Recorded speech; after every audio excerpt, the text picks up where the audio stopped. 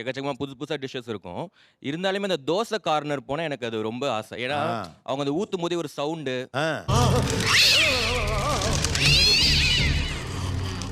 அந்த ஒரு நெய் ஸ்மெல் வரும். அதுக்கேத்த மாரி நம்ம சின்ன சின்ன இதுல போனா சட்னி, சாம்பார் தான் இருக்கும். அவங்க ஒரு டிஃபரெண்டா வெரைட்டிஸான ஒரு சைட் டிஷ் வச்சிருப்பாங்க.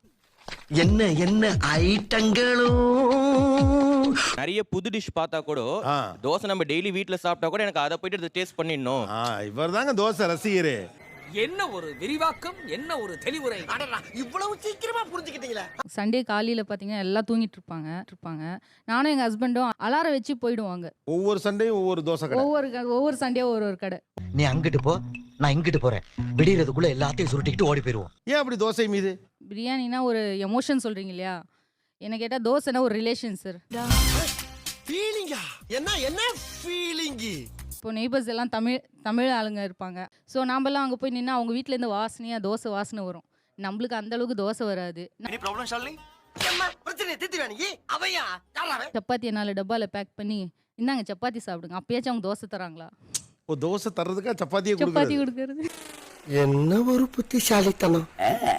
தோசை வந்து ஒரு நாள் சாப்பிடலாம் சார், 2 நாள் சாப்பிடலாம். நீங்க வாரம் ஃபுல்லா தோசையே சாப்பிட்டா காலையிலயும் தோசை, நைட்டும் தோசை.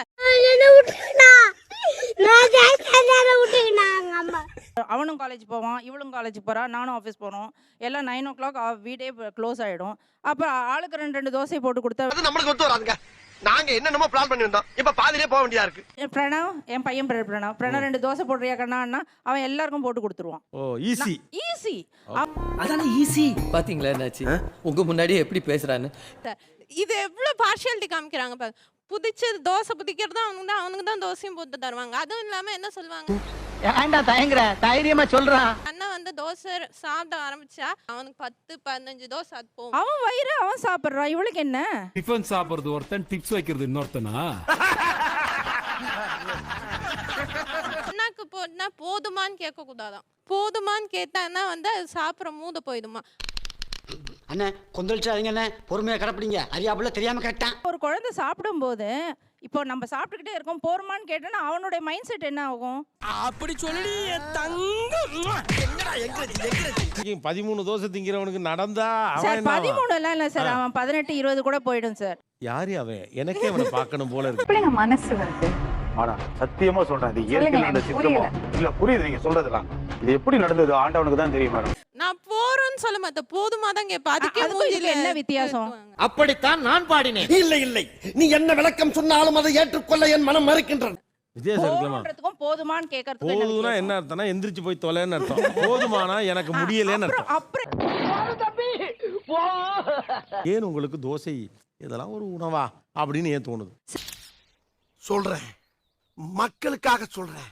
தோசைன்றது ஒன்றுமே இல்லை. அது ஒரு சாதா ஒரு மாவில் அவங்க விதவிதமாக வந்து பார்த்தீங்கன்னா ஒரு சாக்லேட் சிரப் ஊற்றி அது ஒரு சாக்லேட் தோசை அப்படின்னு சொல்லிட்டு கோடெல்லாம் புதுசா அழுகுற. ஆனா போன வருஷம் வாங்கின டீ தூளை மட்டும் மாத்த மாட்டேங்கிற.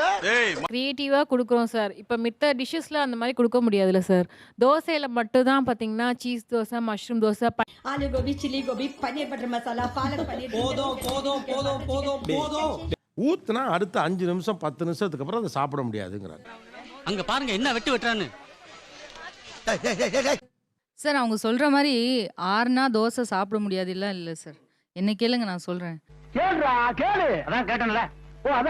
இலையில வச்சு தோசை ஒரு பக்கம் வைப்பாங்க, இன்னொரு பக்கம் சின்ன இலையில தேங்காய் சட்னி, கெட்டி சட்னி வச்சு மூடி சட்னி வேணா தரேன், நக்கிட்டு போறீங்க. தேங்காய் சட்னியில் இருக்கிற ஜூஸ் வந்து அந்த தோசையில் ஊறி பண்ணி அந்த ஊறின பார்ட்டை எடுத்து சாப்பிட சொல்லுங்க சார். 6னா ஒரு டேஸ்ட் இல்லைன்னு சொல்றீங்களா? அவங்க அதை அழகா சொல்லிட்டாங்க. என்ன இவ்வளவு விஷயத்தை சொல்றீங்களே, யாருன்னு நீங்க? பண்ணி அந்த ஊறின பார்ட்டை எடுத்து சாப்பிட சொல்லுங்க சார். 6னா ஒரு டேஸ்ட் இல்லைன்னு சொல்றீங்களா? அவங்க அதை அழகா சொல்லிட்டாங்க. தேங்க்யூ. இது அதிகம் பார்சல் போகும். டக்குனு ஆன்சர் மட்டும். ஸ்டாட்டிஸ்டிக்ஸ் பிரகாரம் பிரியாணிக்கு அடுத்து highest selling product dosa. Dosa. நேர்மை, நீதி, நியாயம் ஜெயிச்சது.